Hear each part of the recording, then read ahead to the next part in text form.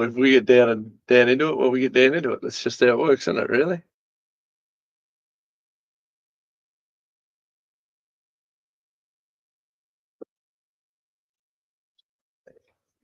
Now we're talking.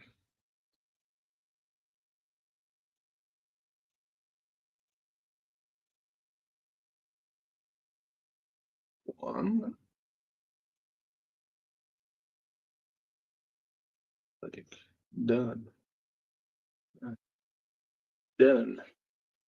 And that would be us. And that would be us. Beautiful. All So right. we're off and racing. Off and racing, off to the races. Off to the races. All right. We're good to Welcome, go. everyone. Where are we up to? What episode are we up to? I reckon five? five. Yeah, five of series 2. Season 2. Season 2. It's Yeah. like Yellowstone or something, isn't it? Oh, look, except we're far more interesting. Like Yellow. Yeah. Well, There's the same amount of corruption, drama, excitement, tension. there's certainly corruption and drama. I don't know about excitement, but there's certainly. I wouldn't mind a railway station like the one they got in Yellowstone, where you kind of push people off and they go missing. That'd be all right. There's some room for that. But tomorrow's got enough gangster shit. Why can't we have a railway We've got lots of station? gangster shit going on. We've got front page news. Excuse me. That was very ladylike, sir. Yeah. My name's Anthony Irvine. I'm a councillor on Temora Shire Council, but the views expressed here are mine and mine alone, and not those of Temora Shire Council. And I'm Dean McRae, and I just stand on my own 2 feet. I'm owned by nobody. I answer nobody. I say exactly what I think when I think how I think. All my principles are very, very easy for people to see. You can love them, you can hate them, and I won't lose a minute's sleep one way or the other. But I'm a big free speech advocate. And free speech advocate. You are a self-declared libertarian. Absolutely, yes. Yeah, and I punched my, that how to vote thing that the ABC had up there years ago. Oh, yeah. And I filled that out one time. I went online and I just went through it.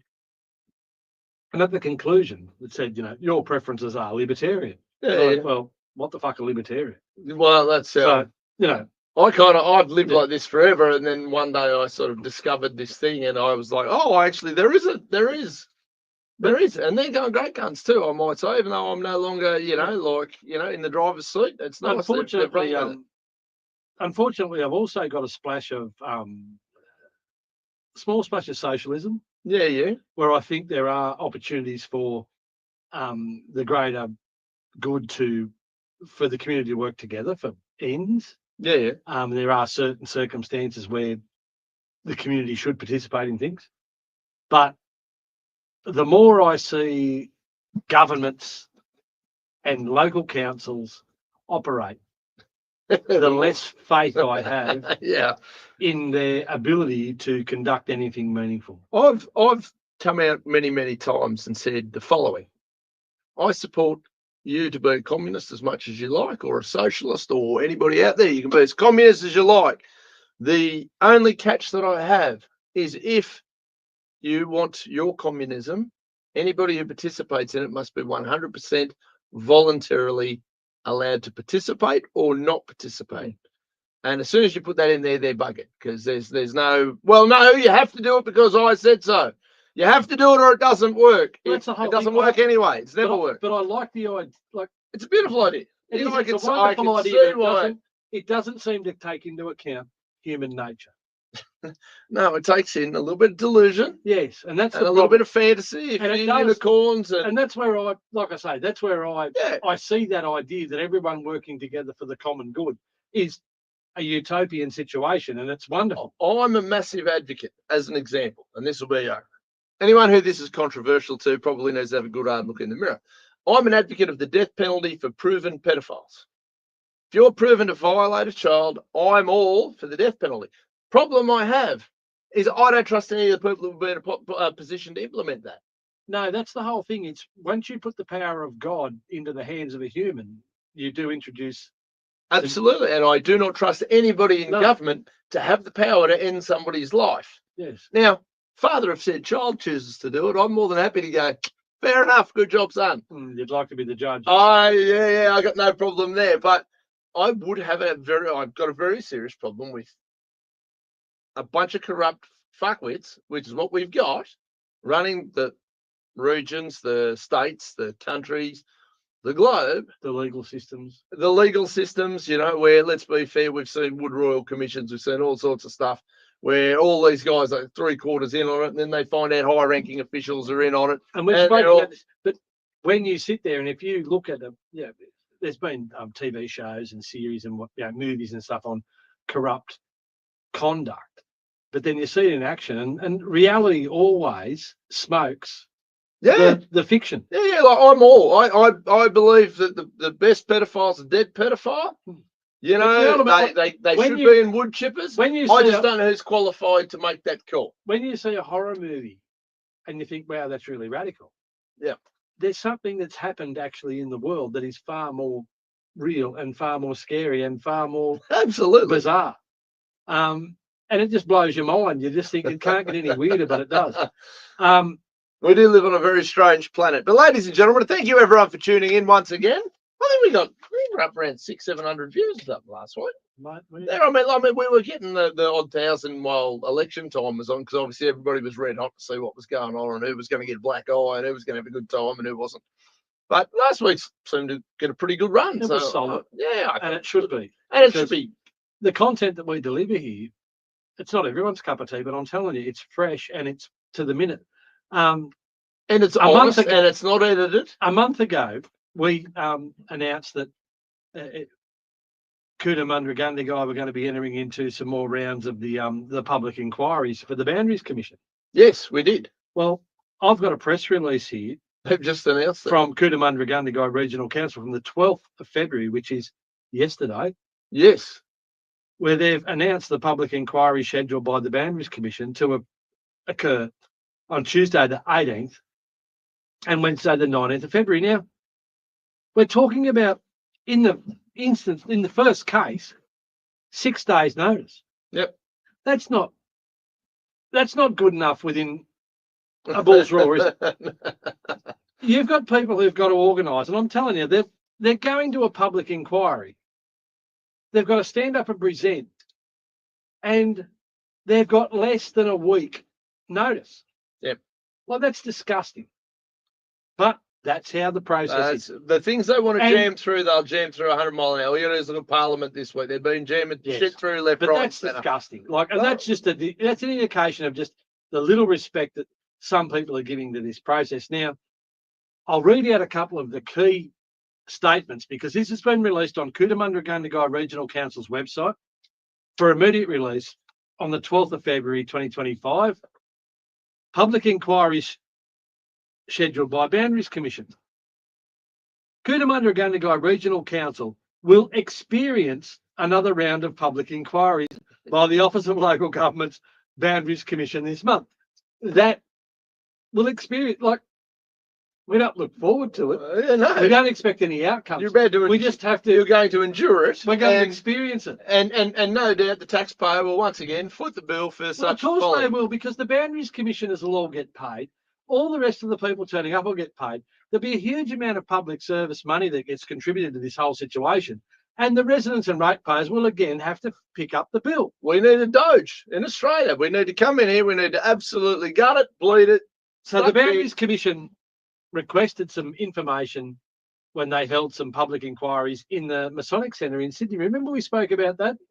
Well, look, you know, now I've got some friends who have very, very deep concerns about anything Masonic related. I wouldn't go as far as they do, because I just figure the entity of government itself is corrupted. So whether there's a few blokes, there's a few blokes who wear the skirts and go, what do they pray to goats, whatever the story is.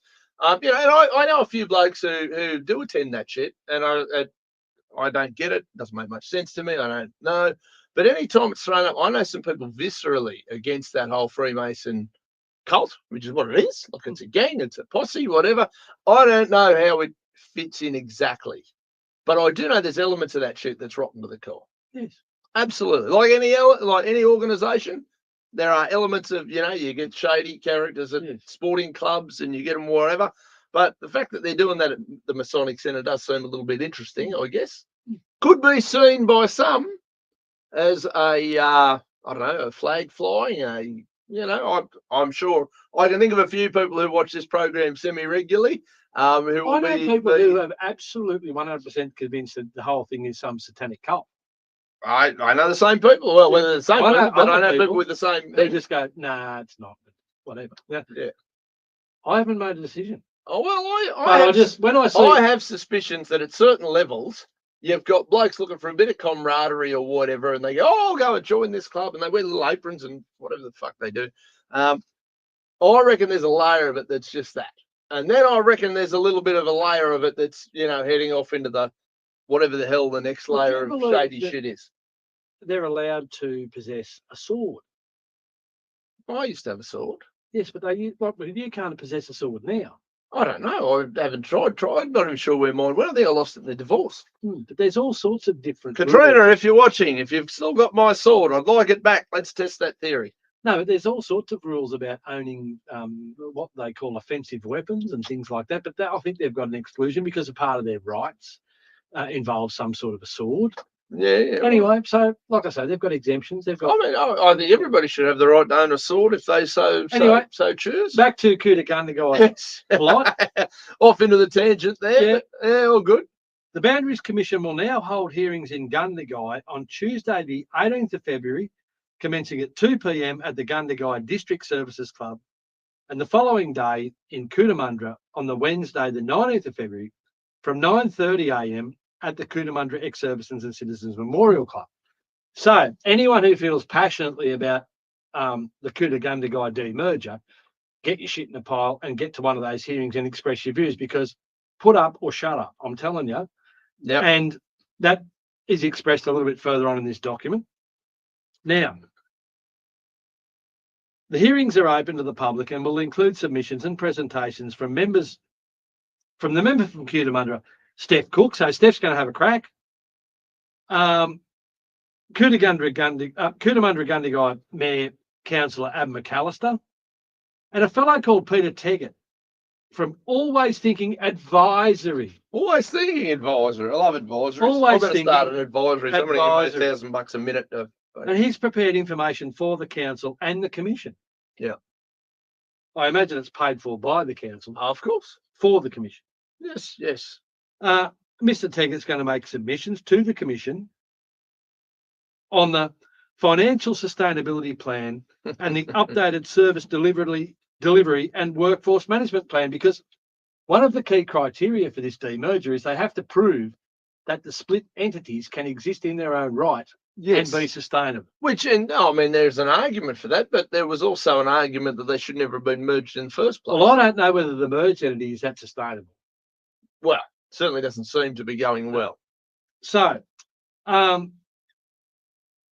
Commissioners Peter Duncan, Councillor Ruth Fagan, Councillor Rick Furman, and Mr. Grant Gleeson, who's from the OLG, are all familiar with the ongoing campaign to restore Cootamundra Gundagai to the former Gundagai and Cootamundra Shire councils. Ab McAllister, current Mayor of Cootagundagai, is urging community members to attend the hearings. Well, sure. You've got to actually, stick your nose into these things. Ab points out, I would ask all those residents who can make it to the hearings to attend. Your presence will be an indication of community interest and support of the proposal to demerge the council. This could be our final chance to demonstrate to the Boundaries Commission and the Minister for Local Government that we believe our communities will be better off operating as separate identities. So that's pretty serious. Now, it's pretty harsh that a working guy who can't get time off won't be able to attend.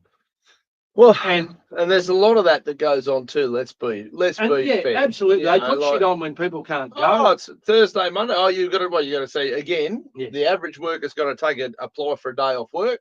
They've got to go to their boss and say, "Listen, boss, I don't want to do whatever I'm doing for my work today because I want to go and whinge about the council breakdown." Now, if you've got an unsympathetic boss, he's going to think you're a dead shit and you're going to get grief for it. If you've got one that's a bit supportive, they might go, "Oh, good, that's fantastic. Go and kick them in the ass. That'll be great. Maybe we should all go." But it's a very look, every time's inconvenient for somebody. That's part of it as well. I I do get that side of it. But when you read between the lines, though, I would imagine that the most convenient time for most humans on planet Earth for something like this would probably be from about 6:30 till about 8:30 at night. you'd think so. That'd probably where you get the biggest, broadest scope of people could available actually, to everyone. attend. Yeah, so there's a hell of a lot of the community that can't attend in those times. Yeah. Well, that's right. Like that'd be if I had to try and get something like that. That would be the sort of time that I would sort of think, okay, I'm not impeding on my work too much. I'm not. It's why sporting clubs and things generally have their meetings Of an evening. Yes. For that reason. Yeah, it's pretty critical to note that AB does really say this could be our final chance to demonstrate to the Boundaries Commission and the Minister that we believe our communities will be better off operating as separate identities. Okay, it's pretty clear in those statements where AB and the council lie. Yeah. So isn't it funny? And we spoke about that councillor induction day that I attended over at the Rules. I'm a little disappointed I didn't go to that. That hosted by Rerock. No, I was disappointed that I wasted a day of my life to go to it.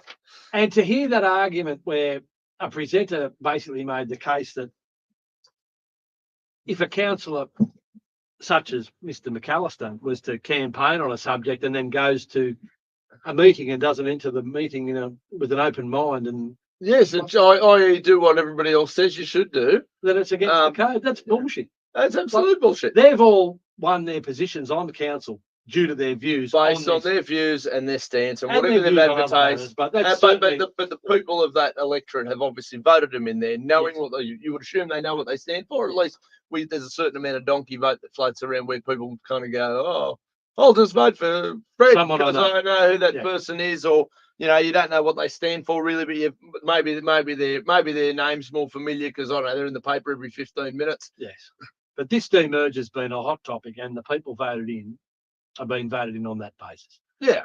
So, look, personally, I wish Kuta Gundagai all the best. Yeah, absolutely. I really do.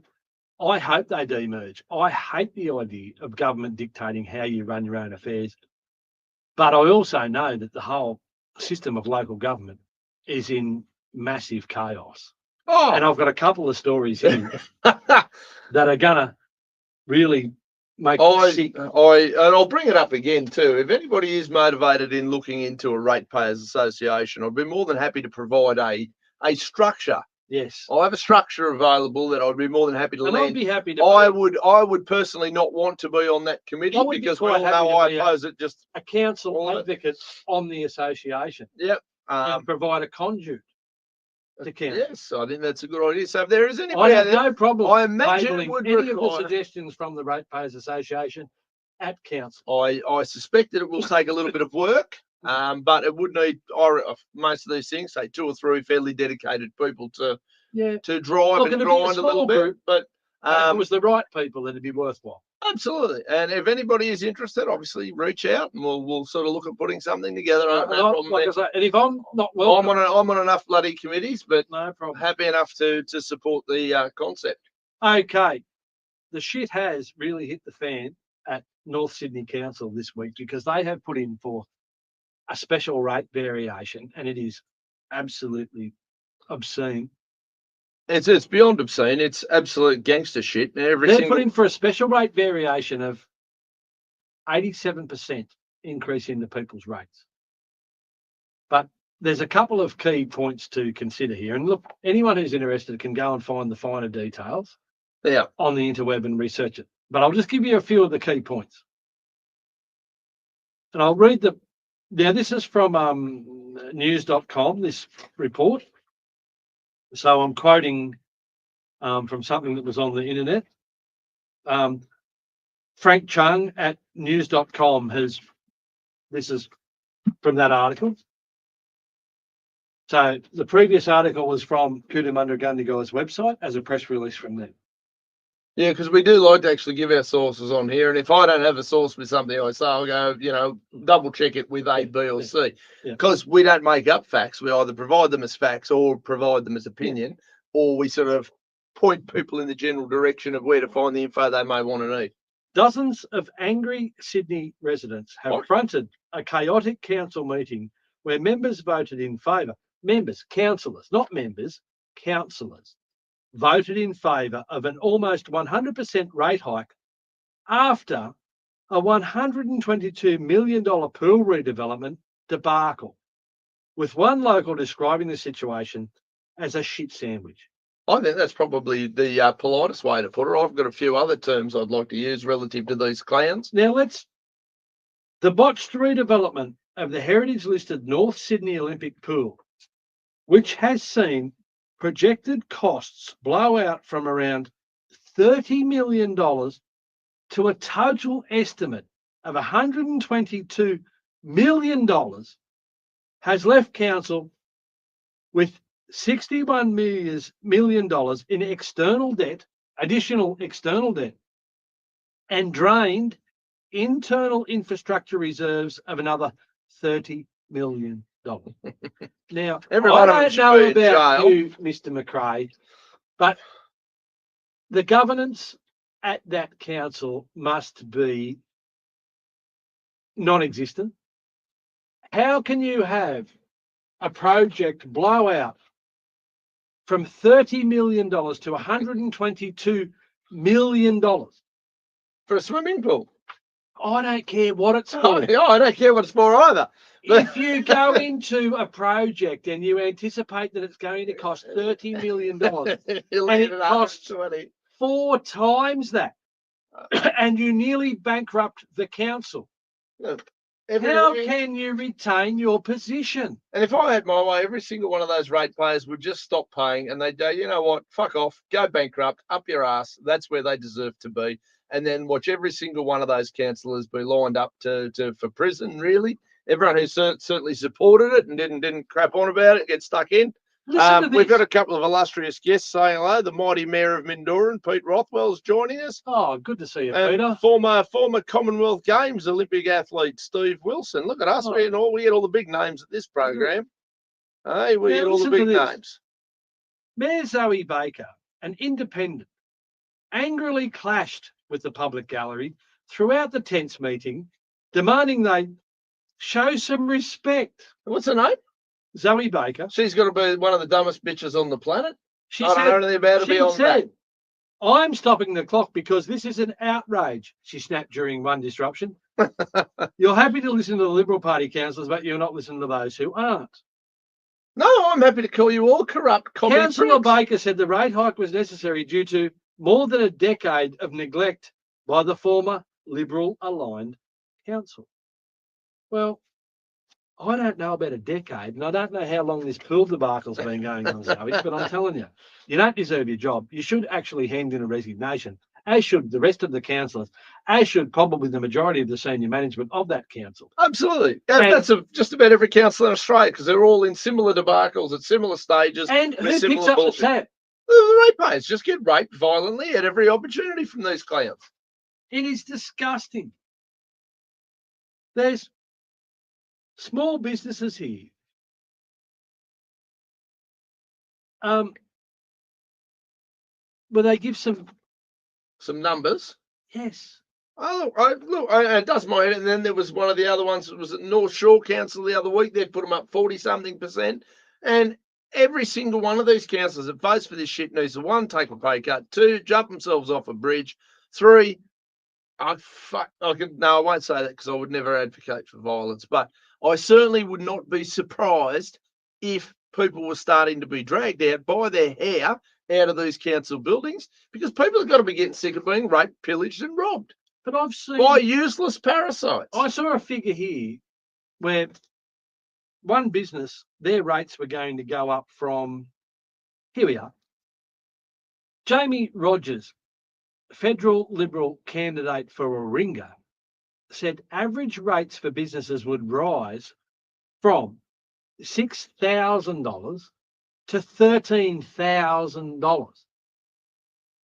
They've said to me that they don't know how they can physically manage this increase when they are already struggling to make ends meet. Correct. $7,000 increase. Yeah.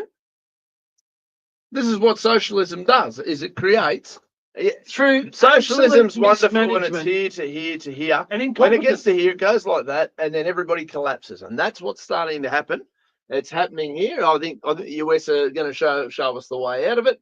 Argentina's shown us the way out of it, but I guarantee you, Australia in about 5 years' time is going to be an absolute bankrupt shithole off the back of all these bureaucrats, public servants, useless, absolutely useless parasites, all draining on this bloody taxpayer teat. You can see the difference between people's wealth at the moment.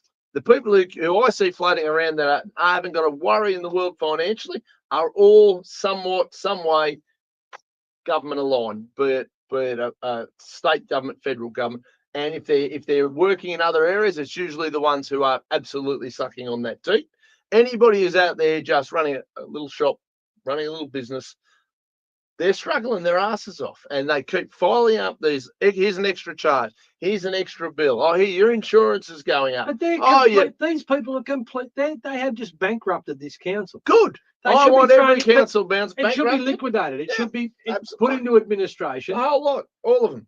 They're disgusting, and they are hopeless. Because don't worry, ours will get there as soon as I that'll sit happen, there. and then the next one will happen. I sit And there then in there'll be council another one. meetings, and they're talking about costs, and they're bleating about costs, and they say, "Oh, but that's going to cost too much," and "Oh, that's going to cost too much." But yet here we are with the most recent estimate of code of conduct costs in excess of $70,000, Well, with additional costs accruing. yes, of course. Now, how on earth can the mayor and the current council sit there and with a straight face say to residents and ratepayers that we want to increase your fees and charges when they are spending in excess of $70,000 on code of conduct?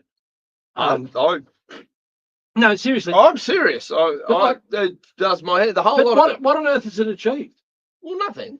All it's done. They've given you some headlines in the newspaper. They've annoyed you for a They've little sold bit. some papers. Sold a few papers. So old Pete Marnie sitting there going, look, every time I put Irvine on the But front of the seriously, paper. what else has it done? No, nothing. What has it done to It's me? been a complete waste of time, waste of resources. It's transferred me from a very occasional shift on the local radio station to a weekly presentation to the World Wide Web to $600 or $700 regular viewers. subscribers. Yeah, that's right. And we don't know how far that goes, but I'm telling you, I reckon we would have been getting 6 or 7 regular listeners to the radio station. Oh, look, yeah. Look, let's be fair. I mean, I won't lie. I think we built a little following on the Thursday nights for the at that particular time there down at the old Pterodactyl. But is that still on? Does it still go? Oh, I don't know. I don't tune to it. I don't know. Look, I've just blanked that section of the radio out because it's corrupt propaganda, and it is controlled. It is controlled media. Tamora FM is controlled media. Well, we know that. All the letters for that are published on my Facebook Absolutely, page, and we know that they are controlled media. So anybody who tunes into TEM FM is listening to state-controlled or government-controlled propaganda. Did you see how many media outlets globally are now being bankrupted because Trump's pulled funding on that US aid? Well, I hope Trump pulls funding on TEM FM. It turns out that bloody something like 70-80%, don't quote me on the numbers, but the number was ridiculous, of world media, including the BBC in England, all funded by this USA bloody slush fund. Watching them all come unstuck is phenomenal. And we've just had Pete Rothwell. So for those of you who don't know, we'll get Pete on the show at some stage. He'll be the mayor of Dubbo, or he'll be in charge of something out there at some stage. Small business struggling big time. Regulations protect the big players, making it hard for small and medium business to compete.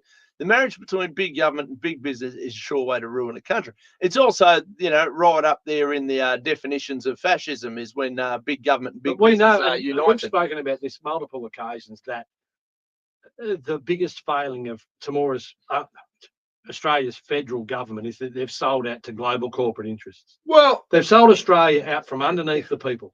One of the best examples, and I always go spazzo when I see it. So I call myself a spazzo sometimes, for those of you who get a bit sensitive. But when I read an article or see a TV bit of bullshit where the CEO of Woolworths is calling for the government to raise minimum wages, How about you just pay your staff more, dickhead, Yeah. if you want to? You don't need to bring in laws that are going to violate small supermarkets. So if you're a small supermarket and you're sitting there struggling to pay your bills, you're trying to The big build. businesses, They love it. they love compliance They love compliance. They because love their unit increasing costs, their unit costs of compliance are lower than a small business. Yep.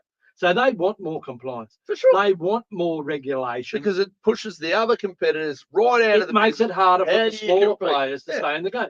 You've only got to look at that in the freight industry. You've only got to look at that in the trucking industry. Yep. And you can see that these big players want more compliance, which really puts the acid on the small guys who just can't do it. They don't have a team of, a full department of lawyers. And let's be fair, they still all get into trouble for their wage inability to keep up with the Whenever ridiculous you see wage schedules in Australia. We've underpaid people. When you see Woolworths or Coles underpaying their staff and they've got a phalanx of lawyers. Yeah. But Fred's plumbing with his 3 staff down there, he got it wrong. Yeah. Fred, you bastard. Yeah. How dare you? But what that does is that breaks the small guy over and over again. And Kerry Packer said it best. I'll say it again. Every time they bring in some bullshit law, although I've added the bullshit to Packer's phrase, somebody's losing their privileges and somebody's coming out on the wrong end of it. If you want to move to the closest thing to some sort of a Stalinist Russia experience, like it should be a theme park. Fuck. No, but seriously, Casey Council in Victoria, down in Melbourne, have introduced a number of local laws where you need a permit. You don't just about need a permit to go and take a poop. It is off its absolute head. Now, this is on private property. So, because we know we don't actually own anything we own. Let's be fair. On your private property. So the permit is in place to manage nuisance behaviour that disrupts the well-being of the community. This includes. So Casey Council have determined that these actions are nuisance behaviour, regardless of who it affects and whether there's any complaints. Yeah, they've just decided. We're a bunch of little commie overlord wankers. Yeah. I think Hitler's thrown out too often. He gets far too much credit for shit.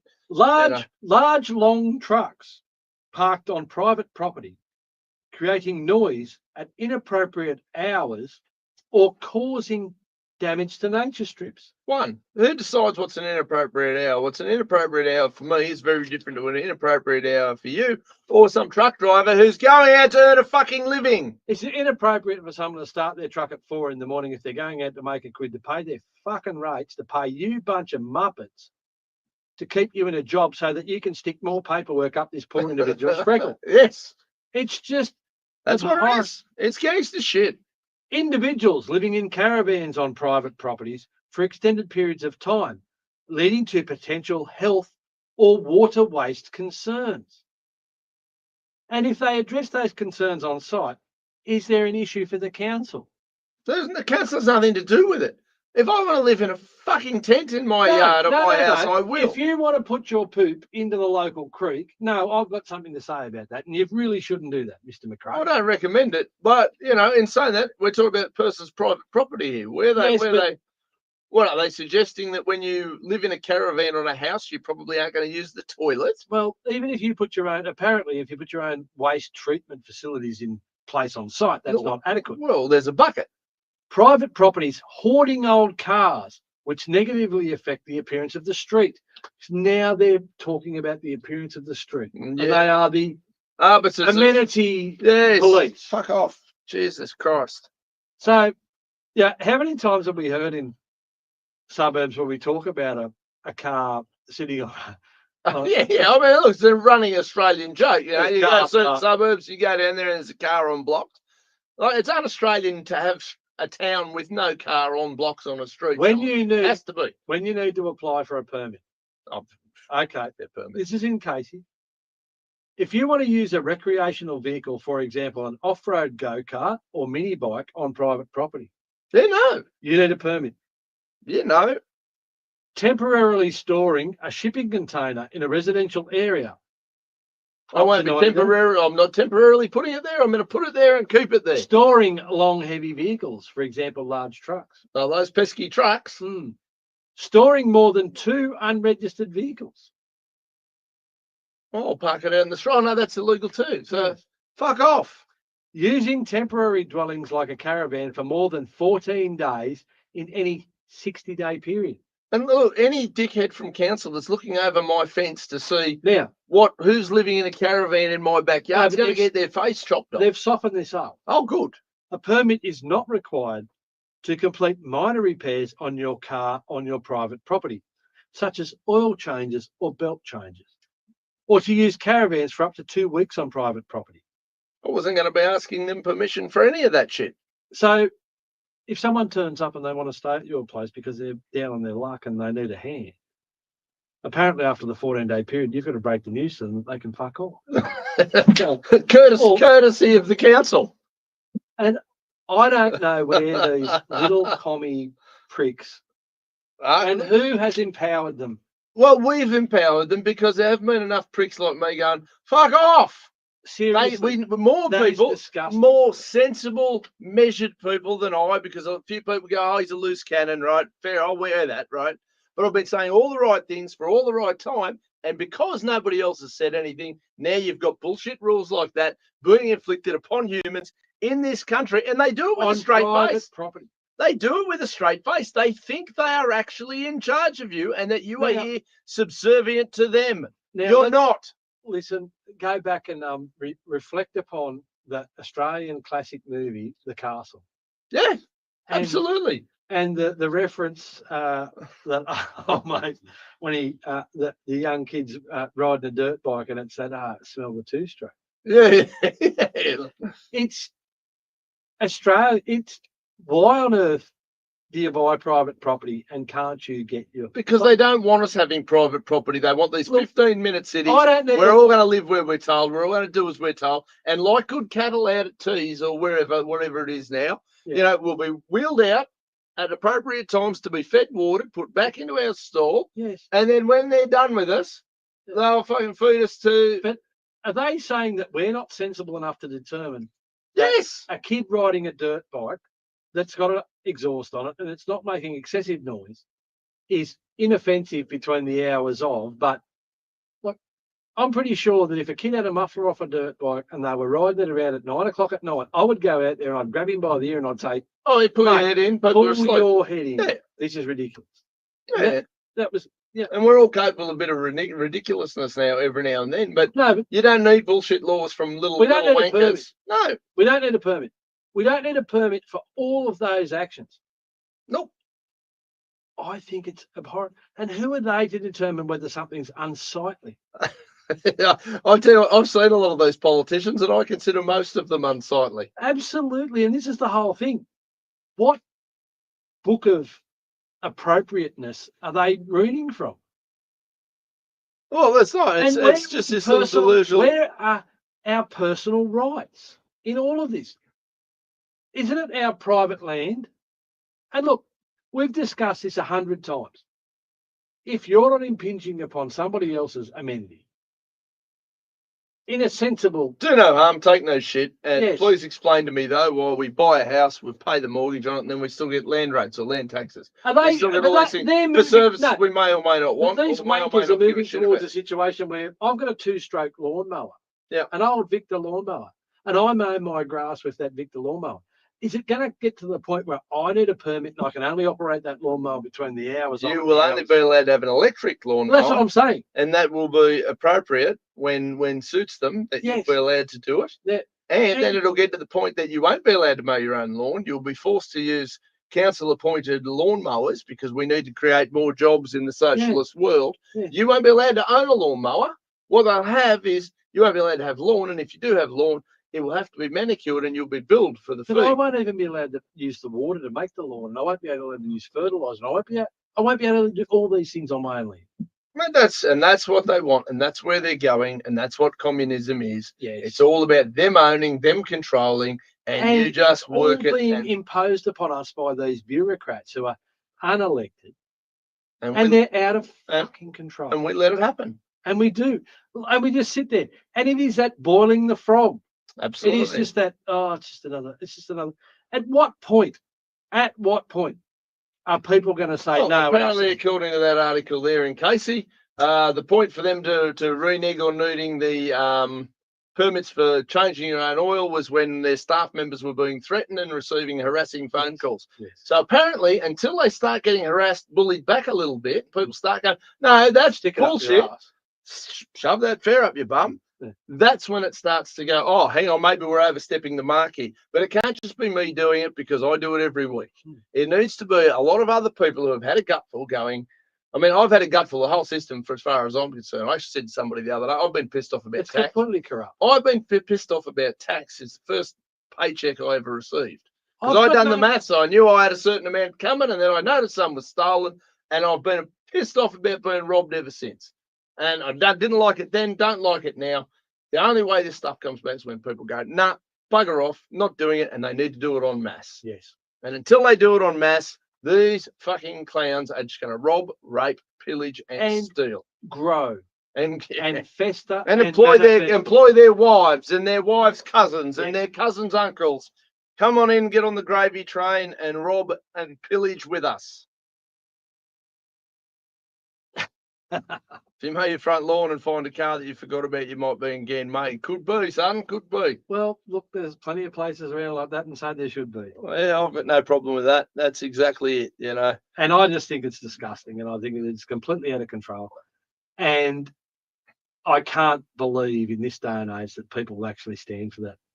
But they do. They do. Although, look, and to some extent, they deserve it. If they won't open their traps, well, you pretty much deserve it. If you're going to sit there and cop it, you deserve it. I think the pushback to a lot of this stuff is going to be really, really.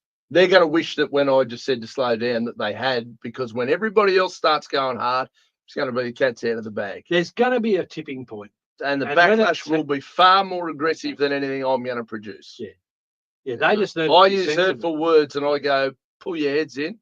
I think the next little layer of problem these people are going to have is going to be, and I mean, I don't know if you saw the stuff that's going on in West Wyalong in the last couple of weeks. The racism row.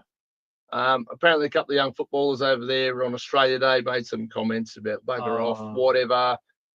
Shove your Invasion Day crap up your ass, you know, like we're Aussies and we're proud of it, whatever. I don't know the exact phrase, but it's melted down now to the point that Griffith Blacks rugby league teams not attending their knockout now, and it's made the front players. It was big news, I was told. I don't watch enough news to keep up with all this.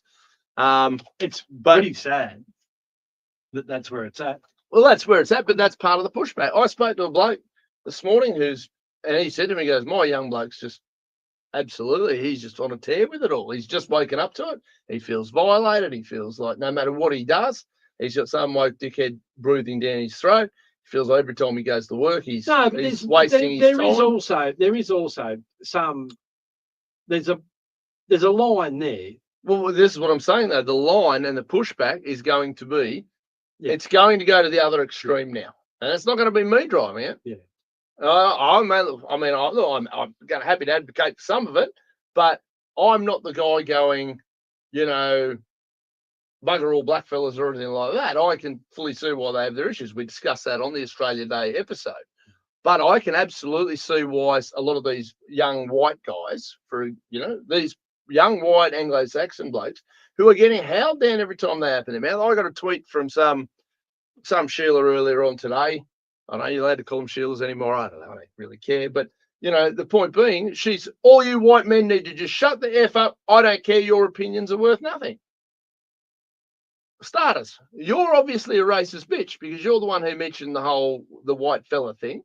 And then went on a tirade about white men's opinion do not matter.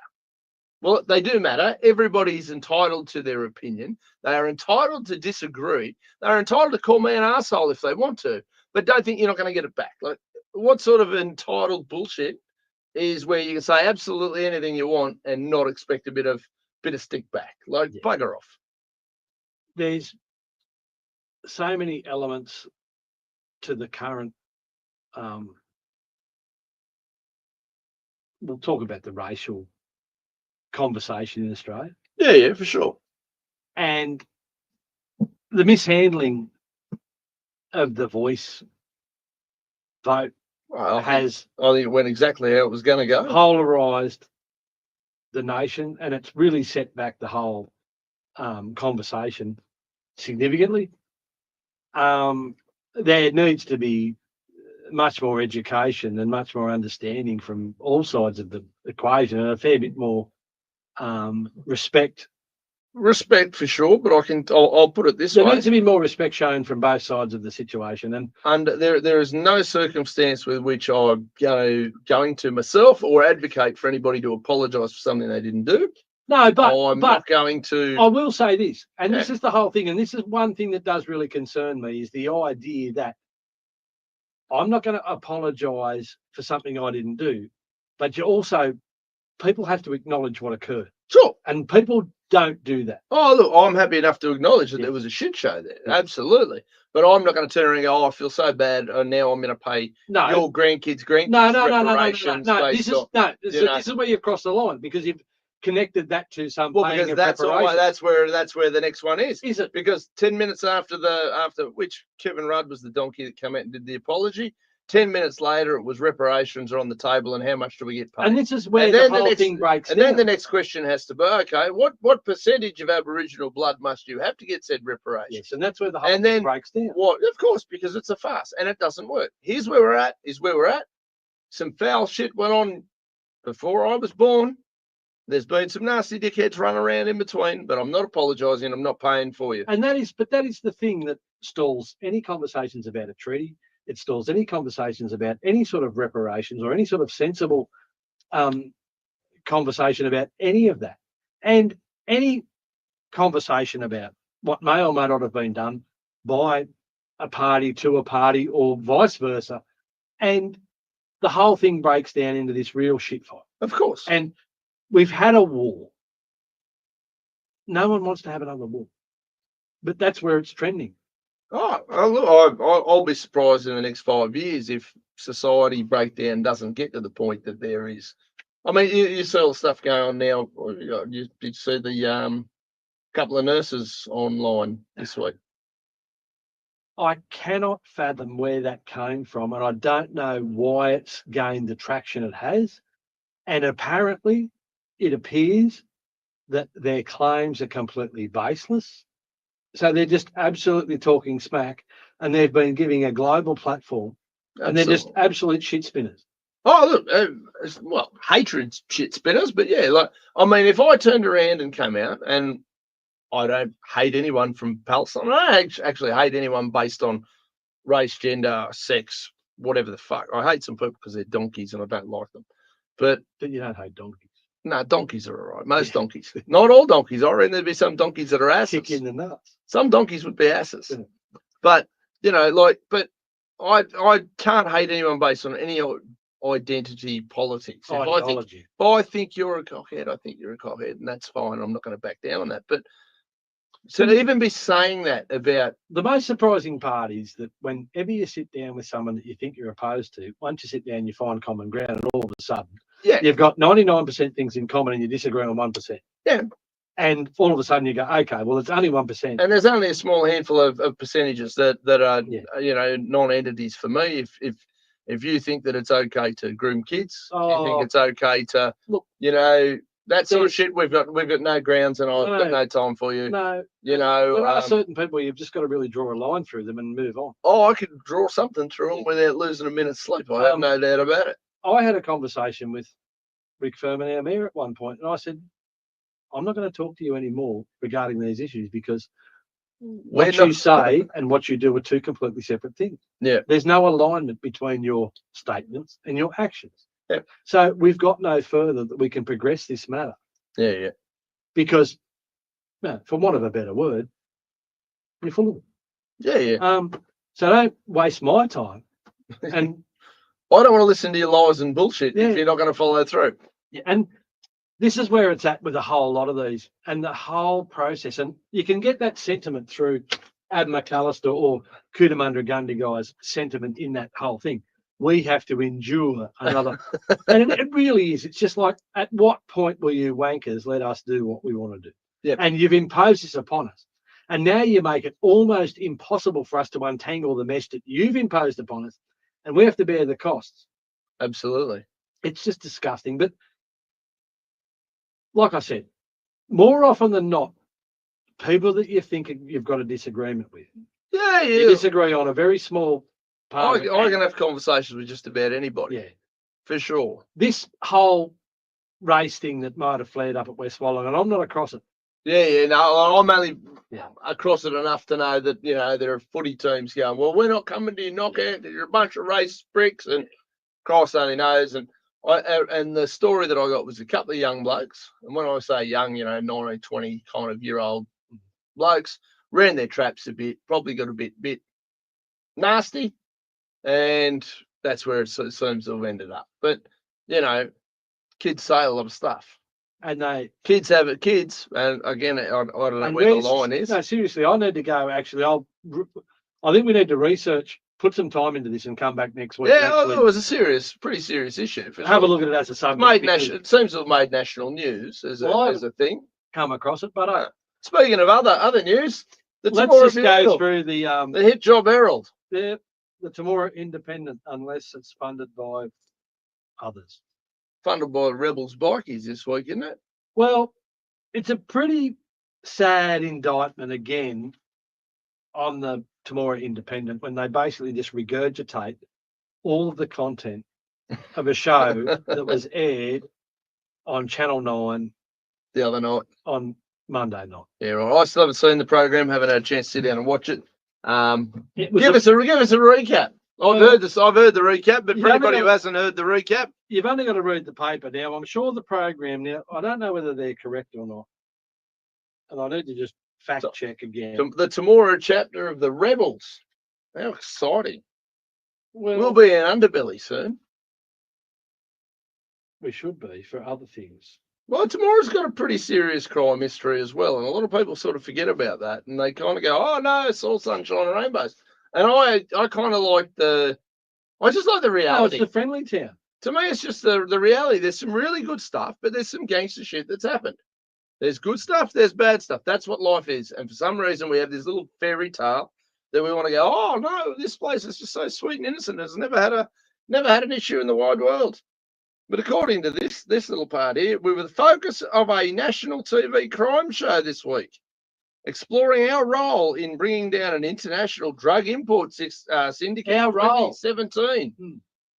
Temora was the centre of attention during an episode of Channel 9's Australian Crime Stories Monday night. Not, it's called The Investigators. Oh, there you go. It's not called that, so I think that's so we're proving more lazy or incompetent journalism. Well, come on, guys, you can do better. You get paid for this shit. We do it for nothing. The show's called The Investigators. The Investigators, right? And if you want to watch a recap of it, you can go on to 9 now.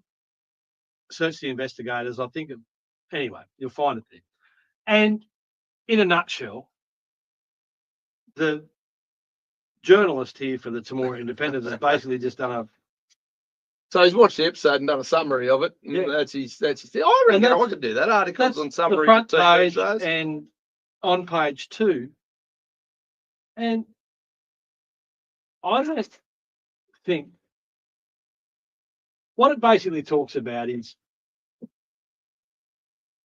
at the time, and they've alleged they've quite clearly alleged in the TV show in the article that there was drug dealing occurring in or around the Royal Hotel in Temora, and it was facilitated by a Rebels Kevin Burns, who, and they've named Mr. Burns in here as the Sergeant at Arms and the leader of the local chapter of the Rebels motorcycle club. Yes. Well, they are listed as an outlaw motorcycle gang. Yeah. So, police undercover police established after multiple trips to Temora, they realised that there might have been something worth looking into. Bit of a link here, or we could go and have a bit of a sniff around. They established an undercover operative's relationship with Mr. Burns and arranged to buy drugs. Mr. Burns couldn't supply the quantities that they'd hoped, so he escalated that to another contact in the ACT. And would you believe and this is the most extraordinary part, one of the most extraordinary. That contact wished to be paid for said drugs with illicit tobacco. Now, this is back in 2015-16. Yeah. And the New South Wales Police Force, with the cooperation of Border Force, obtained previously seized illicit tobacco to pay for these drugs to facilitate further investigative relationships and undercover Work relationships. your way along the chain to see who's doing what, where, why, and how. So, long story short, this led to someone in Penrith, which led to someone else who I can't imagine anybody in Penrith or Canberra being involved in illicit crime. And it turns out that they uncovered a global ephedrine importation ring, which is a precursor to the making of ice. Yep. And when they busted them, they found 1.4 tonne of ephedrine in this importation, and they've estimated the street value at the time of $680 million. And I still haven't got a cut yet.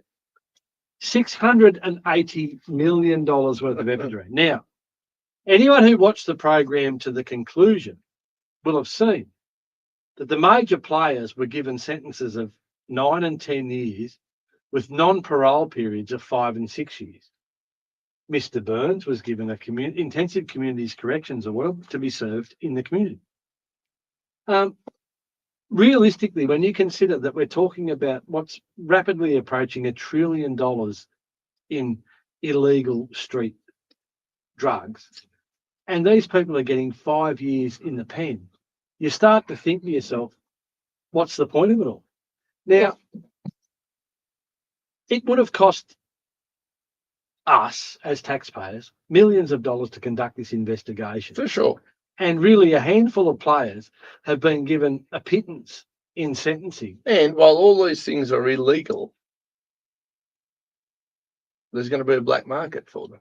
Absolutely. But get this. We're just feeding the black market. Here and we're we doing are, with tobacco now with our excessive 10 years later in excise. Temora. The Royal Hotel was recently raided, and it was a subject under similar allegations. Alleged, but subsequently the court matters have now determined that all those charges have been dropped.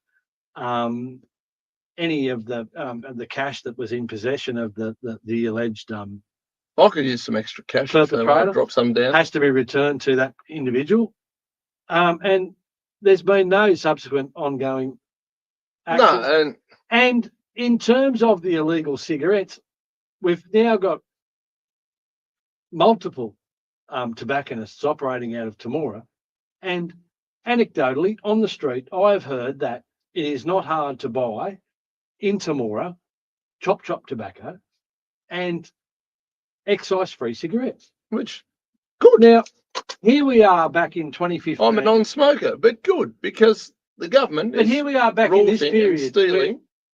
Where the New South Wales Police Force were using illicit tobacco product to procure drugs to engrave. Well, now that illicit tobacco has made its way to Temora. But look, that's what happens when the government's determined to, bleed smokers dry. And I'm a non-smoker. I've never smoked in my life, right? But the people who do smoke tend to have a bit of an addiction. It is a legal product. Massively addictive. And these people have a gun to all these people's heads, stealing exorbitant amounts of money for a legal product. Now, the same thing. If they had anything resembling a spine, they would make tobacco illegal.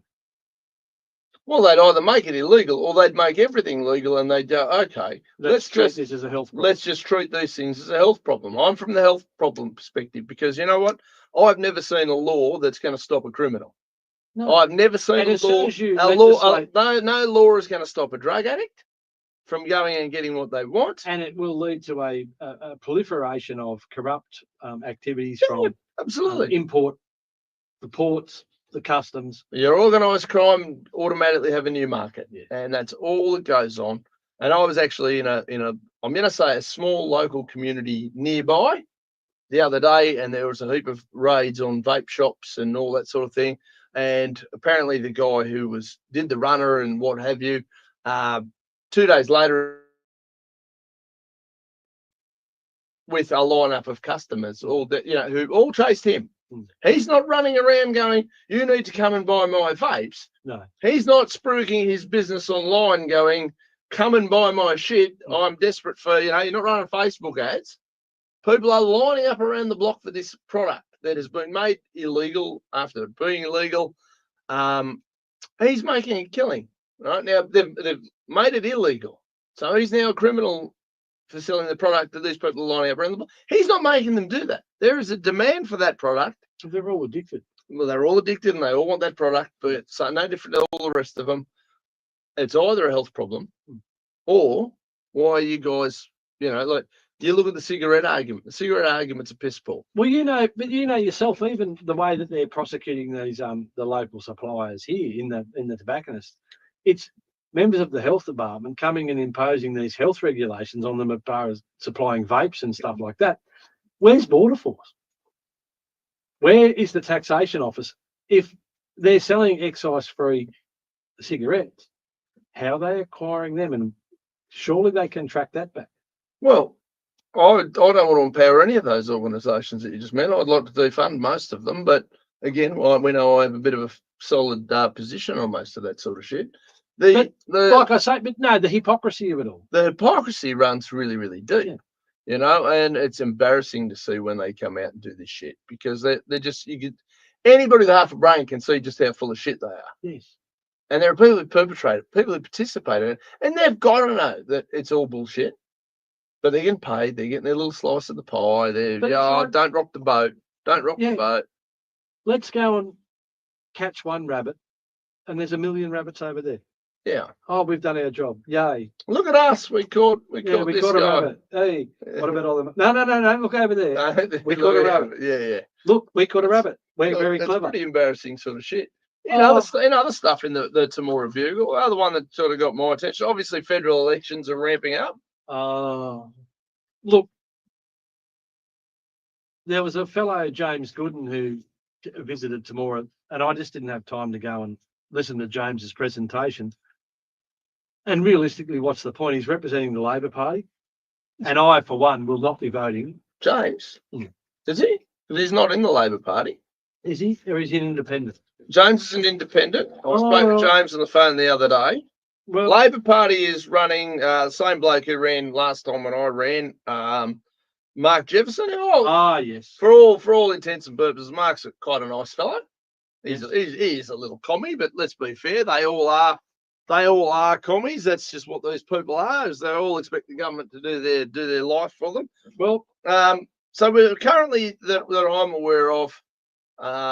Obviously McCormack's going to run again, because let's be fair, he wouldn't know what else to do with himself, and his wife had divorced him. She'd be tired of him in 15 minutes if he was home all the time. I'm only having a dig there, Michael. No, he's independent. Sorry, I got confused. James is an independent. Again, the meeting was scheduled for 2 p.m. in the afternoon. Yeah. And what sensible person? Well, I've done a few of these campaigns, and I can tell you, quite often you're just trying to get in as much as possible, as quickly as possible, particularly if you don't have a machine like the Labor Party or the Nationals or the Liberal Party. When you don't have a big machine working for you.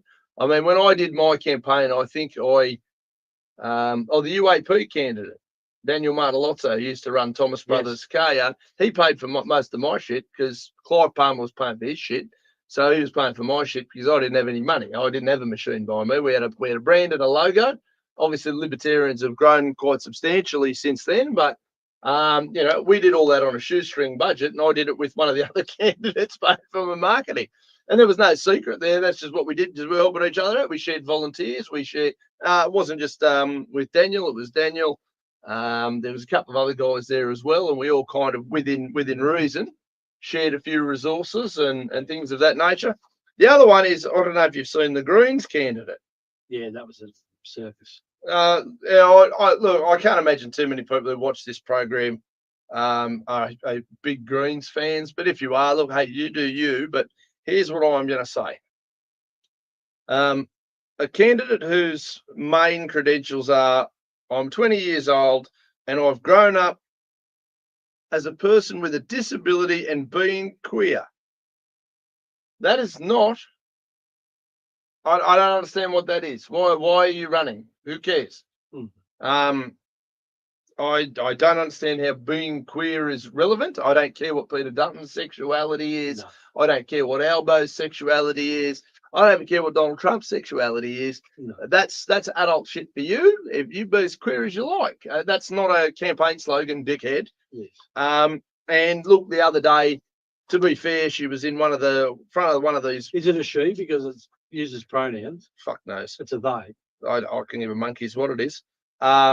And I try to be respectful of all candidates because I know how much courage it takes to put yourself out. I don't think they can travel to America at the moment because I don't know what they put on their passport. I think Donald's told them to bash it up their ass. But I did see that this one was protesting the other day down the main street of Wagga that children should be eligible to have their puberty blockers if they decide. Now, kids aren't old enough to decide if they can smoke, drive a car. But apparently when you're 9, you can decide, or 5, you can decide to chop your willy off and take puberty blockers. So on that note, Phoenix, I'm sorry, but you're a fuckwit. Yes. And there's no way in the world I'll be doing anything to get you anywhere near a seat of parliament in any way, shape or form. Kids do not need to be on puberty blockers. There is absolutely no justification for it whatsoever. It is child abuse. And people out there protesting that think that that's, but they're really sad and they're gender confused. They're fucking children. They're confused about everything when they're children. That's what being a child is. And when you refer to one individual as a they always tended to indicate. I hope they are paying double taxes on everything. I never want anybody to pay any taxes, but I hope they get to pay twice. Fuck them. No. Just for being such fuckwits. And, they're the same people that advocate for men in women's sports. It's bullshit. Men have no place in women's sports.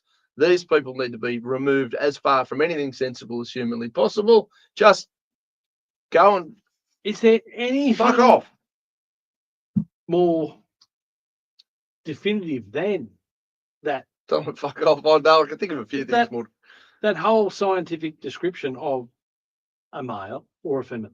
Now, apparently there are people who will be born with... Oh, sure, there's anomalies. That's biological anomalies. And there are some people who have some serious confusion issues. No, but I'm talking about people who are actually born physically with sex organs of a male and a female.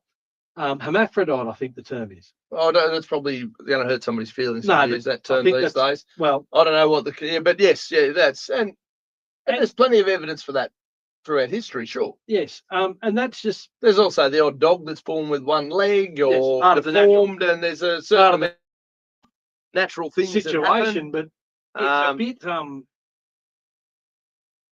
don't get it, and look, the people who have genuine issues in that space, cool. But these people who are just playing on it because they want some attention can fuck right off. It's just crap. It's nonsense. Men don't belong in women's sports. You are not a they, them. You're a girl or a boy, whether you're confused or not. If you want to have an open comp, look, and there's plenty of sports where women can whoop a bloke's ass.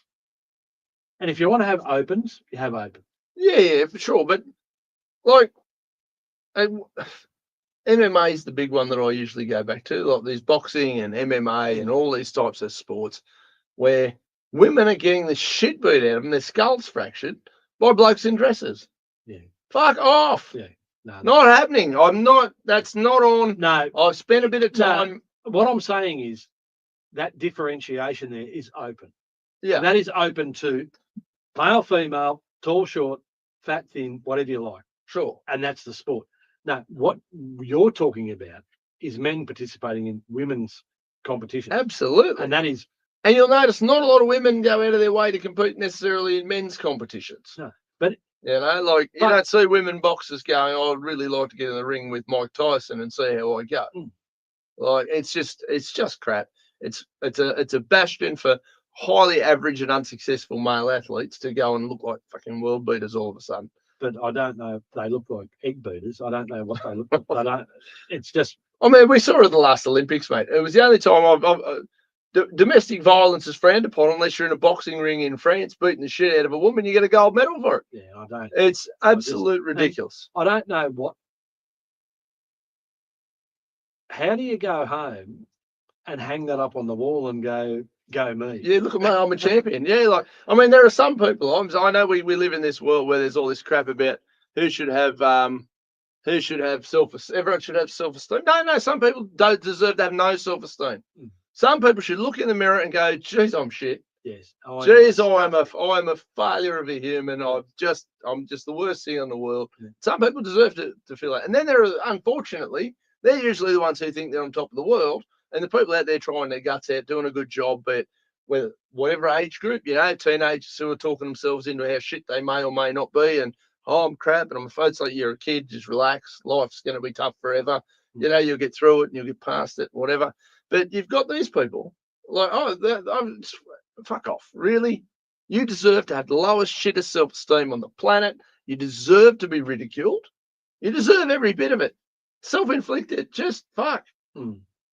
I just can't comment. It does my head in. And it's selfish. And Absolutely. it's so self-absorbed, and it's just so removed from reality that it's beyond. I am special, and you will acknowledge my specialness.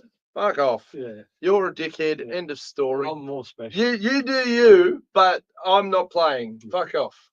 Unbelievable. Okay, so without being too blunt, we've touched on the local stuff. Cootagundy guy. We've updated Casey Council, which is a Stalinist. Stalinist hellhole, yeah. Gulag. Yes. Casey Gulag. We've touched on the independence journalism. Fine journalism, copying off the TV. Absolutely beyond, like, just get the synopsis, print the synopsis. Beautiful. Just copy off the TV, you'll be fine. Anyway, that's the levels of ridiculous that we've had to endure this week. Did you see Tulsi Gabbard got confirmed? As? She's now the Secretary of Intelligence and Defence, or whatever it is. She's they got such long titles, all these pricks over there. But she's over the line. I just want to see RFK get over the line now, and I'm going to absolutely grab the popcorn. I'm going to sit back and I'm going to watch. All I know is Ronald has so far put a tariff on everything. Yep. He's basically saying, you want to play with us, you got to pay. He's got everyone second guessing themselves, and he's had a phone call with Putin. Zelensky doesn't know which way's up. That's coming to a rapid close in the Ukraine. Yeah, that'll be done in a couple of weeks. That'll be. I don't know about his idea of turning the Gaza Strip into a tourism casino and golf club. There are worse ideas for that location. Well, let's be fair. Let's say I don't think he should be. I think he'd stay out of it because it's none of your damn business, to be honest. But that's one where I'm looking. That's probably the only thing I could peg him on so far that I'm going, hey, let those dickheads sort it out. All you need to do is say stop throwing bombs at each other. That's your job. I've got bigger bombs. Stop it. But if it did turn out to be some of the best golf links in the world and some nice hotels and stuff, there are worse things to have happen. Well, it isn't a great place at the moment. No, it's I believe it's called a shithole. Yes. I believe shithole is the term that they use for a place like that. It's just dysfunctional, and it is a bad place. I haven't been. I'm so glad that I don't live there. It pisses me off, though, that we're importing it and think it's okay. And I don't know how people can even conceive that comments and statements of that ilk can even be countenanced in Australia, and the absolute disrespect that they show to the freedoms and the liberties that they do enjoy in this country, because we spend a bit of time paying out on the stupidity of someone like Casey Council or North Sydney Council, and we know that the level of their stupidity is still low. Yeah, but that's where they're aiming to get, is the problem I have with that. That shit needs to be nipped in the bud now. Yes. Somebody needs to go down there and grab every one of them, start slapping them around and go, but back in your box. In the scheme of things, Casey's permits on a scale of what they're enduring. One to throwing bombs at each other is a different, of course. Yeah. So, we are obviously cognizant of the levels here. Yeah, for sure. And yes, but I still really do think, and this is the thing, I've spoken to people who've moved here from South Africa, and the absolute dire lifestyles that they endured, and they come here and they think it is the land of milk and honey. And it is to some extent, but it can't be taken for granted. And we have to fight and we have to resist the stupidity. And this stupidity needs to be broadcast. There was a bit of a blow up on social media over at Coolman Shire, where a local guy first got approval to build a shed, and then when he built the shed, he thought, wow, this would be really handy to do some functions out of. I'm going to put a DA in for that. So they gave him a list of things he had to tick off. He ticked off all of that, and then they started adding to the list, and he said, no. And then they started applying rules to him that they weren't applying to other people in the same area. And that's when you just draw the line and say, no, I've ticked your boxes. I decided to do a project. You gave me some hoops. I actually complied with your hoops. Now you're taking the piss. Yes. And that's where this to his credit. He just turned around and he said, stick it up your ass. I'll just have a flash shed. I'm not playing your games. You've just done yourselves out of a local business and a tourism opportunity and whatever else. And who the hell are you? Like, this is the whole thing. These people rely on local employment and industry to generate their own trough that they can feed from. Absolutely. And how, if they stop that trough being filled, how on earth are they going to feed? You know what I mean? Like, yeah, absolutely. I'm happy to let them starve. It won't worry me in the slightest. I'd be quite happy to see most of them. In order for them to starve, they're basically going to shut down every small business. And that's where we're already heading towards 100 mile an hour. Now, our good mate Howard here, Trump's Gaza idea is a master stroke. There's a lot to learn and even more to assume about the deal. But if what I've learned is true, it's amazing. Trump. Yeah. Well, you know, look, I haven't, to be fair, I hope you're 100% correct, mate. I haven't looked at it that detailed. I think it's quite funny that he came out and said, I'm going to put a golf course there. That seems to be right up the alley of. I haven't seen too many Palestinians on the live tour. Out on the links. Out on the live tour of the PGA. PGA. But hey, whatever they're into, you know. I suppose ducking golf balls got to be better than ducking grenades, you'd have to think, wouldn't you? Lots. You'd have to reckon. I'll tell you, it's a strange old show, but I'm looking forward to seeing if RFK gets over the line. That'll be the next day or two. If it hasn't happened while we've been in the program, I think he'll be an excellent Minister for Health or whatever the official title is. Pete Hesketh's already started cleaning house in the military over there, getting rid of all the silly fucking rainbow flag nonsense that seems to have permeated the military. I don't care about that stuff, but it doesn't belong there. No. You know, you as a country, if we're as Australians, right? Righto, Albo, you're out. I'm taking the top job. Here's how it's going to be, mate. Our army's being designed to be a fighting, killing machine, ready to go to fucking war. That's what it's for. But that's you the only also reason don't it exists. And this is the thing. It goes too far. You don't want somewhere where it's homophobic and completely brutal and bullying to someone who has a different sexual preference. Sure. So, but they should be allowed to exist. My top priority, if I'm running the country, is if we get attacked or have to go to war, are we going to be competent and capable of doing what our army, military, our armed forces need to do? Or are we going to be sending people over there because, well, they tick the box and they like the look of it and they've got their, you know, pretty coloured rings on and fingernails are painted and we're going to be over here, we're going to be really inclusive, bang, cannon fodder. No, you're right, but it just seems to be some of these things start with a pushback to bullying and they address ingrained or problems that have manifested. Yep. And they address those problems and then it tends to just snowballs into another one and then into another one and then into another one. And, you know, look, and it happens in everything. And we're always playing down to the bottom 2%. And sadly, overall, it doesn't work. That's how come we've got, well, did we talk about it last week? You know, they've come out and declared 5 million Australians are disabled. Yes. I'm sorry, if 20% of our population in this country is disabled, we need to shut the gate. We need to pack it up. We need to ring China and go, look, Xi Jinping, whatever your name is, come on over. Just you might as well have it because we're buggered. But don't you see that the more government we have, the more corruption we have, and the more the worse our houses are built, the worse things are done, the worse companies are run, the more oversight, Yeah, the more corruption, and the less.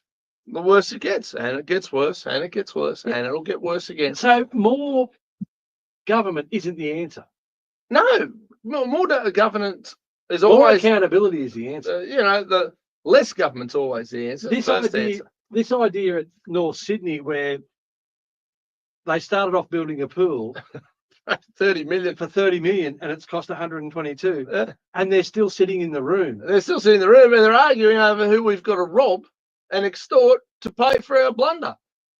They should all be. Oh, I'm not going to say firing because somebody will cry. no, or wood chipper. Wood chipper, like.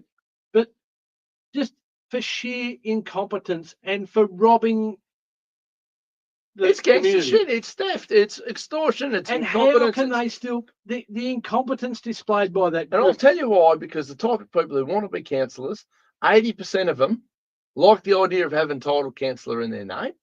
80% of them love the pomp, the ceremony, and the bullshit. I'm going to be a councillor. It's going to be so great. Look at me, and I can write on my CV, I was a councillor, and put it in my headline, and woohoo, how wonderful. As opposed to going in there and go, right, I'm here to do a job. I need to clean this joint up in the following. Your ways would be different to what mine, my bugbears would be, right? 1, 2, 3. These are the 3 things I want to achieve in a 4-year term. I'm going to do everything I can to get these 3 done. That's why I got voted in here. Things we've got in common, though. I've been in small business since 1990. 35 years. I know that if you spend more than you make, you will go broke. Yes. I know that. If I go... You know that intimately, because yes, when your ass is out of your strides, you know it. Yeah, but I can't comprehend how an organisation with accountants and engineers and finance officers and oversight upon the more oversight. First mistake you did was call it an organisation. But the more oversight you put on something, the more people that can take no responsibility. Of course. That wasn't me, that was Joe. Oh, well, no, I didn't sign off on that one. Oh, was that you? No, it wasn't me. It's all the bullshit. Can kicking and the bullshit and the absolute incompetence that's been displayed by a supposedly highly regulated organisation with oversight. What on earth is occurring? And what is the office of local government doing? They're not going to do anything because they're all drinking from the same trough. And that's what everybody keeps missing, is that they're drinking from the same trough and everybody's getting a big drink out of it. The people who aren't getting a big drink out of it are small, private, independent businesses. I can't believe and they're the ones who, unless they bend the knee in the appropriate way. But who's getting shafted here? The people of North Sydney. And look, don't worry. It'll be us next. Of course. I've heard special rate variation mentioned at Temora Shire. Oh, I can think of a fucking special rate variation. If we had any courage, balls, and brains as a community at all and wanted to fire this area up, we would be aiming to have the lowest rates in the state, and we'd attract so much business to town. You'd have people. If we had the lowest rates in the state, you'd have serious businesses going, fuck, let's pack up and go hire a shop in the industrial area down there. It's great value. Oh, it's a nice community. We can go down and we can buy a house. We can buy a house and not be paying exorbitant, ridiculous bullshit rates. We're not getting robbed. Speaking of that, though, in our socialist, communist little country that we live in, with our purchase of Rex Airlines, which apparently appears to be going ahead at a federal level. Oh, for sure. Let's fucking buy an airline and let's buy a team, rugby league team, put it in Papua New Guinea. But this is something that'll resonate with the local community. The pilot training school that's been established at Wagga, that Rex Airlines established. Yeah. At one point they had it on the market for $17 million. Well, now it's on the market for 12. I'll give them 5. Well, would you? I wouldn't give them $5 because apparently it's a dead horse. It's good for nothing. If you've got a business that you put on the market at 17 and now it's on the market for 12, that gives you an indication that it's probably worth. It was decreasing in value rapidly, a bit like a car. Starts out here, and after a few months, if it's still sitting there, well, I'll think about dropping some prices. No, but it's obviously a shot duck. And I'm talking 50% off the asking price. You know what I mean? Like, I don't even know what they do with the pilot school over there. Like, how many pilots were they supposed to be putting through there on any given? ASIC are looking into the directors of Rex for misrepresenting the value of the business. Oh, goody. No, so, and here we are, because we're sensible. Albo is sensible, and he's going to buy this business. Well, so no different to him buying solar farms and wind farms and other bullshit. That whole business should go in the wood chipper of life. Yes. Come out the other end. If it deserves to fail, it should fail. Yes, and something anytime I've failed, I've gone back to the drawing board. Something will fill and it. rebuild. If they're the same thing. If there's anything there of value, somebody will rebuild it. But if there's a need, it happened with the taxi service here. Somebody who came to fill the need. That need didn't seem to be. Everybody was in an uproar. Somebody filled that need. They didn't support it well enough. That secondary thing became unviable, and we're back to having no taxi down there. There's an Uber now, I believe. Yes, there's one Uber. Which does he work all day, every day? Sometimes is he making any money? How long has he been here? A week? Give him a month and let's see how that's going. Because the reality of it is, there isn't a market for it. No, and that's exactly right. And it's sad for the 10 people that use it, but there isn't a viable market for it. And if there's not a viable market for it, well, then it needs to die. And unfortunately, the poor buggers who were using that service will need to find alternative means. And that's sad for them, of course, but that's also life. Yes. Life is a harsh, harsh mistress. Yes. And that's the reality of it. And this is where we're at. And we're at the mercy of these imbeciles who are saving us from ourselves and creating this perceived need. And look, but they make me feel safe, and that's very important. Well, I always sleep really, really well, knowing that certainly at a local level that my council look after me and keep me safe, and I can rest easy. And then I haven't got bird flu. Yes. Notice all the chickens dying of bird flu, but no other birds seem to catch bird flu. Look, they've just wiped out another operation in Victoria, and they're at the point where they're trying to make it illegal to have backyard chickens. Of course, they've already done that in the UK. Yeah, and got to register your chickens. It's beyond, like, at what It's communist China. They want to control everything. Yes. And that's a means of you eating without going through their supermarket chains that they have vested interests in. Therefore, we need to stop that. We need to stop your ability from fending for yourself, growing your own food. And you must use our food streams, our food network. And if you do not, we will fine you. We will call you a naughty boy, and we will go down that path. That's why I'd love to see this RFK thing. If he gets in there and guts all that shit, like he's already talking, they're already pulling dyes out of food in America that are deemed unsafe, but they've been feeding the American. They wonder why the American health system's broken, and then everybody over there is dying and a physical mess, and they're all eating poison. We're doing it here. We're eating poisons. I'm guilty of it. I eat poison all the time. There's parts of that gel and parts of it that don't. The world population is at an all-time high. Sure. So subsequently, global health levels are higher on average. Yes, than they have been. But here we are, intent on poisoning ourselves with ingesting, pesticides and chemicals and not whole foods and stuff that's highly processed and really bad for us. People are just on a highway to hell in that respect, and it's someone else's fault, and someone made them eat it, and it's really absurd. People don't take responsibility for it. People don't take responsibility for anything. It's bloody embarrassing. They've been disconnected from their food sources, but as we know, that ultimately that's a tool of coercion and control, and I think people really need to stop and take stock. But Casey Council, for example, will stop people growing vegetables, and they'll stop people. Look, the size of a house block doesn't allow individuals to grow their own vegetables. And you know what I mean? Like, no, certainly not enough to sustain. Like, yeah, I we're mean, being disconnected from. we are becoming, we're being made And people are so dependent on a system. And people are so beholden to that system that they haven't even got time to do basic.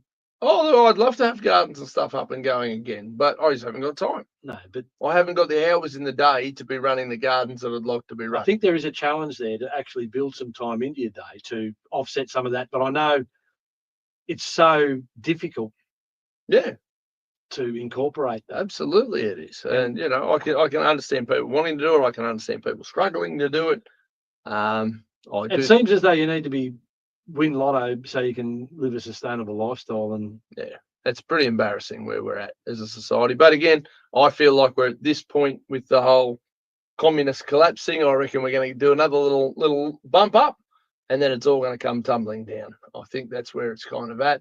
There's going to be the Trump effect may salvage some of it for us. If he gets the full 4 years, they don't assassinate him, and he keeps on this trajectory he's going on, we might come out all right because we'll naturally gravitate towards whatever they're doing, particularly when it works. Mm-hmm. We'll have no choice. The little commies in our space will be shitting themselves, and you know Trump's going to ring your elbow or whichever other silly donkeys running the show, whether it be done. And then look. As I said last week, you know, a pot plant could run for the Liberal Party at the next federal election, and whoever's the leader of the Liberal Party, that fine pot plant will be the next Prime Minister. But you know, what I do think is fairly significant is if the Trump effect keeps working, and if we keep going, well, no, we're not doing that. We're doing the net zero, and we're doing all this bullshit. Trump's going to ring us up and go, well, your tariffs have just hit 50%. We don't want any of your shit. We don't need it. Bugger off. Thanks very much. So we're going to lean into that, I hope. The other big interesting one that you may or may not have seen was Macquarie Banks pulled out of the Net Zero Fair Retail Banking Alliance. That's a huge one. That's the first big corporate in Australia to come out and go, yeah, you know, that net zero shit, a lot. What I think it was a banking alliance they called it, whatever. We're out. We're not playing this game anymore. The Emperor's new clothes is done now. We're going to go back to normal doing business. So as far as banks go, I hate them all fairly equally, but I'm going to start having a look at soon with some of their products. Like I might start transferring some shit over to Macquarie. Yeah. Try and support the banks who try to do the right thing. We know they're all corrupt in some way or shape, and you've got to use one of them. I'd rather use the one that's being the least communist-y dickhead. Yeah, the most realistic. Yeah, or and I know, let's be fair, they'll do that, and then they'll do some other commie shit over there, and then the other one will do, it's bloody hard to keep up with how hopeless these pricks are. It's a very big game. World population is a lie. Overpopulation is a lie. Don't just lie. There's no shortage of calories. Once developing nations are allowed to adopt cheap energy, cheap fuel, fertilizers, they thrive. But we wealthy nations are doing them under the guise of net zero. I think you're absolutely correct on that one, mate. But also to the point that, there's no shortage of calories once developing nations are allowed to adopt cheap energy, cheap fuel, fertilizer. We're poisoning ourselves. We're over-calorying ourselves. Oh, we're eating ourselves. I'm a fat bastard because I eat far more than I should. We're eating ourselves into an early grave, and we're drinking ourselves into. We're over-consuming, and we're just sugaring the shit out of ourselves, and without a doubt, so far disconnected. It disgusts me every year when the stone fruit comes in. Yep. And I go and buy stone fruit locally, and it tastes like nothing. Yeah. No genuine flavour left. No, it's ridiculous, and it's not even within a bull's roar of what the actual product is supposed to be. Yeah. And I can't believe in Australia, because I know it's all grown down around Shepparton. There's a stone fruit farm at Forbes. But we don't get any of that through the local providers. Yeah. You get your stone fruit imported from fucking Peru or something. Who knows where it comes from? It comes out of some cold store. It's treated with something to ripen it. To last forever. Oh, and it's just a trade.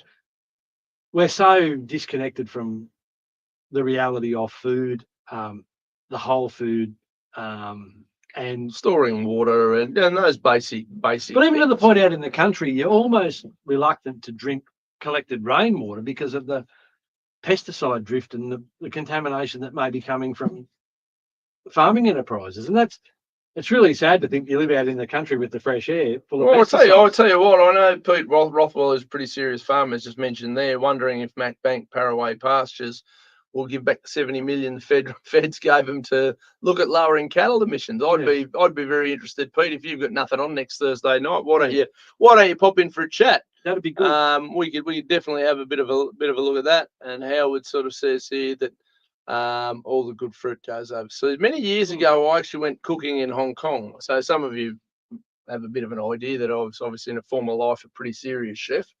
Cooked on Australia, France, England, Hong Kong. So, a few different continents and all the like. I was pretty serious. I was stunned by the quality of the Australian produce that the people in Hong Kong got to enjoy. It was phenomenal. Better than anything I could get here. I used to do some hardcore shit. Like I'd import marron from Western Australia live. And, if I could get it red hot, I'd get it red hot. And then I got to Hong Kong and I'm going, the fuck did you get this? I can't get this. Big eye opener. Yeah, and it's just where the dollars are, and and they pay exorbitant amounts of money to make sure they have the best of everything over there. Certainly, that was before when Hong Kong was still a British. But I know there was an uproar last year when SPC basically said they're going to cut their purchases of locally grown stone fruit for processing by 40% because they can't compete with the cheap imports. Yeah. So here we are, Australian businesses growing good quality product that I'm sure Australians would pay for if they could access it. Sure. And that's where, Trump's tariff thing has some merit. Now, I'm a free marketeer. And our free market's kind of buggered because we have some of the highest. Our free market, we have the highest, such thing. That's right. We have some of the highest minimum wages in the world. We have some of the most, exorbitant overheads. We've got for a country so rich in resources, we have some of the most expensive bloody energy. This is the thing on the planet. I've always advocated, particularly in my situation, because I manufacture in regional New South Wales. I think it's disgusting that I have to compete with people who are paying a tenth of the wages I have to pay, and a tenth of the energy costs that I have to pay, and a tenth of this and a tenth of that. Yeah. Yet I'm still expected to compete with them. Yeah. I believe and you can't do it. Well, I believe that the government should impose a tariff at the border that creates parity so that our actual endeavours and our energies are measured equally. Yeah. Because we're getting reamed. Well, and that's, again, I don't think government should do anything. But then again, they're not going to take the brakes off on that side of it with the high energy prices. They're going to keep extorting us here. How's Albo going to have? How's he going to rejuvenate manufacturing in Australia? Can't. He's not going to. The only way you do that is you lower the arse out of the taxes and you absolutely lower the price of all this energy. And for that, you need cheap coal, cheap nuclear. But also you have to put tariffs in to protect the industries because we can't compete on the other side on wages. Why'd Ford and Holden die? We couldn't compete on manufacturing costs. The costs were power and labour. Yes. They're the two costs, and businesses in Australia cannot compete on those. If they're not going to protect Australian wages, then how on earth can we have Australian manufacturing? We can't. We are not good at it. No, but we are. Well, we're good at the skills. We had quite a good talent pool, which I imagine most of those skills are dying off rapidly and harder to find. But we aren't good at running manufacturing business because our government's set up in such a commie fashion that we can't compete. They want capitalism. They want to claim capitalism. But then on the other side of it, they've got all these extortionist behaviours going on that just make it non-viable. And then you go to China and you've got a heap of Chinamen there working for 10 cents a day or whatever it is. They can do twice the amount of work. They can punch out just quick. And the biggest cost for them, once all said and done, because they're using our iron ore to build all their shit, they buy it off us for peanuts, using our coal and our iron ore and our steel and all the stuff they're importing from us. And then they wrap it up, pack it up, send it back. And the biggest cost for them is the freight. Yes. Put it on a boat. Yeah, it costs us $10 to manufacture a car. and then it's costing us $150, and obviously they're not the exact numbers, No. but to put it on a boat, and that's the biggest cost for them is the putting it on a boat, But we're just getting absolutely robbed. and we're doing it to ourselves, self-inflicted. Yeah. As a country, obviously. Yes, 100% collectively. So Ethan's just said there that Ayn Rand said that true capitalism has never been tried. I'd have to say that certainly not to the degree I'd like to see it tried. I think our mate over in Argentina is having a bit of a crack at it. But even to the point where he's beholden to others and he gets dictated to, and he has to toe the line. There's always a line, and there's always some arsehole there with a bigger gun or a bigger stick. And I guess that's the beauty of hopefully seeing Trump on the trajectory he's on. He's got the biggest stick. He currently globally has the biggest stick, and if he's going to head down that path, we may have half a shot at turning the global show around and getting us some results. Not a bad little show here tonight. We're in quite a few here. Yes, indeed. Yes, indeed, Ethan. I think, we're just about ready to wind up. Anthony, it's been pretty intense. We've covered a heap of topics. Well, we've kept current with our local issues, which I think that's our forte. That's where we need to, we should always make sure we tick those boxes. Well, that's the stuff that people don't hear about. Yeah. And we really do need to focus hard on those. And the rest of the stuff's for interest's sake and conversation's sake. And people are interested in this sort of stuff, And I think people need to link what's happening at a local level to these global things, because they all feed into each other without a doubt. They really do. And the issues that we're suffering, this whole Dutton nuclear thing. An individual told me that we need to put nuclear power plants at all of the locations where existing power stations are. Mm-hmm. And I said, really? And I said, what happened at Fukushima? And they said, well, that was on the coast and it was on a fault line. And which is true. Oh, I said, well, that's a fuck up, isn't it? It was a stupid place to park one. But there's currently a coal-fired power station up at Lake Munmora, which is just south of Newcastle.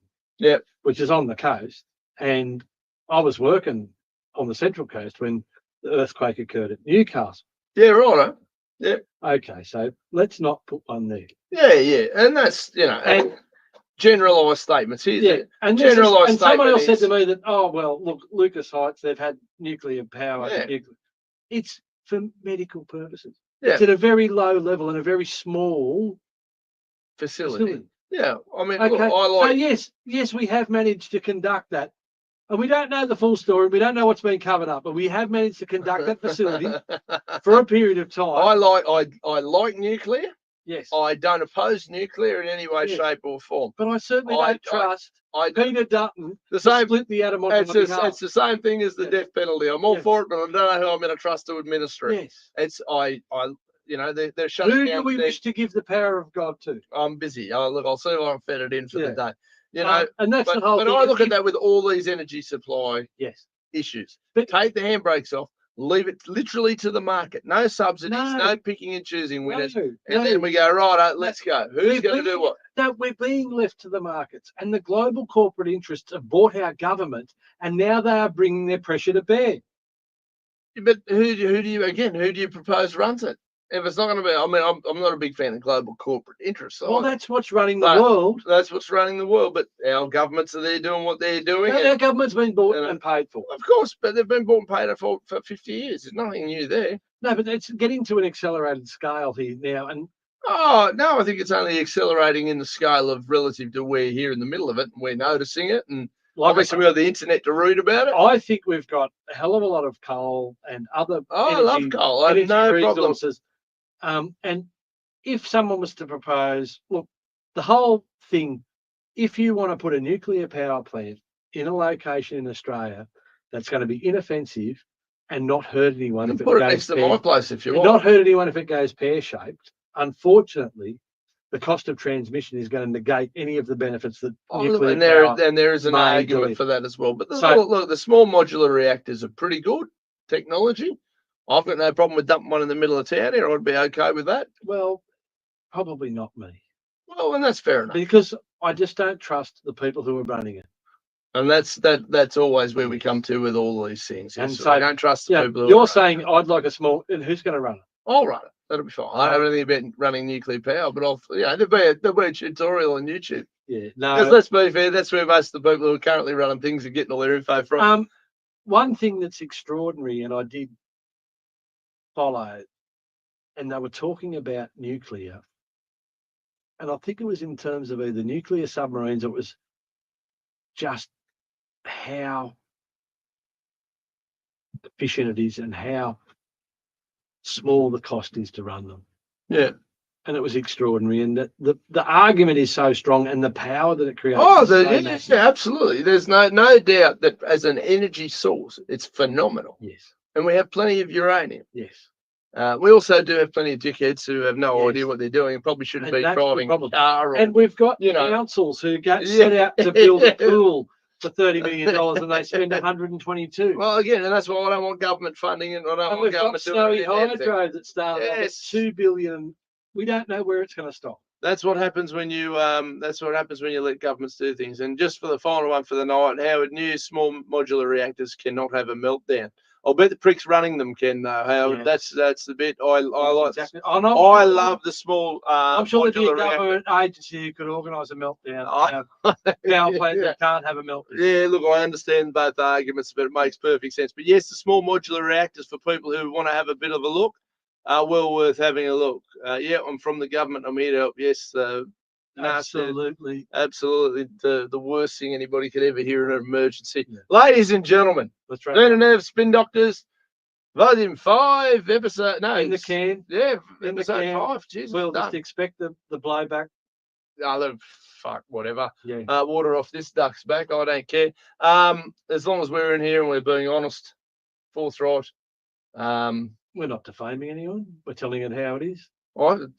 I'm sure if we had somebody be on the phone by now going, you've hurt my feelings, you've lied about me, but nobody can actually say that because there hasn't been a lie told. No. So therein lies the beauty of it. You may not like our style, you may not like whatever, but it's very, very hard to refute just the hard hitting. We're allowed to have our opinion. Absolutely, and whilst we reside in this free country called Australia. For now. Yes. For now, ladies and gentlemen, obviously do all the like, subscribe, share stuff. I'm noticing all these numbers are going up. I think they've been creeping up nicely, which is cool. Tune in next week, next Thursday, 7:30, same place, same time. And what was our homework? Just to recap, our homework was to go. What homework are you doing? No. We're going to look at. Yeah. I'll have to watch the show and remember. You'll have to watch the show and remember it, so that'll get you an extra review. Homework this week. What were you looking into? We spoke about it earlier. I didn't write it down. Something with one of the councils, I'm sure. No. No? Anyway, we'll think about it. Right? If we remember to do the homework, we'll do the homework. If we don't, guess what? We won't. That's the beauty of this whole show is we do it for free. We do it for you, really, and partially because we find it fun. Ladies and gentlemen, and because it needs to be done. And because it needs to be done. Because there's a whole organisation out there who don't want this to happen. Yeah. Makes me sad. Ladies and gentlemen, everyone have a great night. Thanks for tuning in. We'll see you next Thursday.